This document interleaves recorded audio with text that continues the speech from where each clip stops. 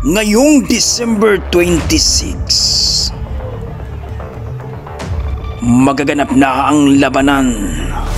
Enemy chases him down. Backed up into the corner. Here comes Inoue. That destructive. Pagitan ng pambato ng Japan na si Naoya Inoue at ating pambato na si Marlon the Nightmare Tapalis.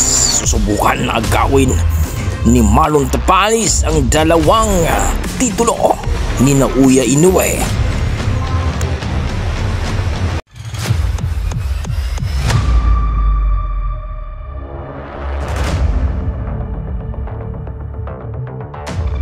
Sino kaya sa dalawa ang hihiranging undisputed dito sa Super Bantamweight Division na kung saan mga idol, itong si Naoya Inoue, ang monster kuno ng Japan, o ang ating pambato na si Marlon the Nightmare Tapalis. Kung papalarin ng ating pambato, siya ang kauna-unahang magiging Pilipino undisputed dito sa Super Bantamweight Division. Trying to grab the rope.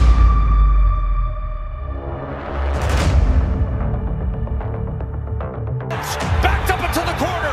Here comes Inoue.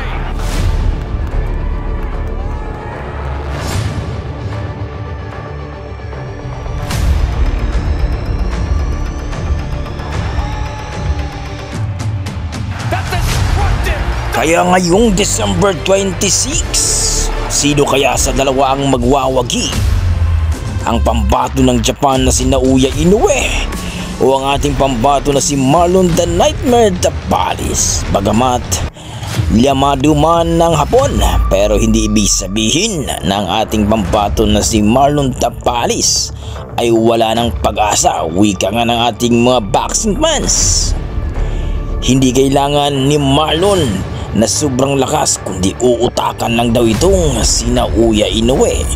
Kung papalarin mga idol, ito ang ating pambato na si Marlon the Nightmare Tapalis, ang kauna-unahang undisputed dito sa Super Bantamweight. Kayo mga idol, anong masasabi nyo sa laban na ito?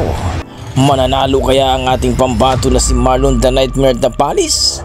Maging nightmare kaya itong si Naoya Inoue? At ang ating pambato na si Marlon ay magiging monster sa laban? Ikomento mo na sa baba mga idol para ating pag-uusapan.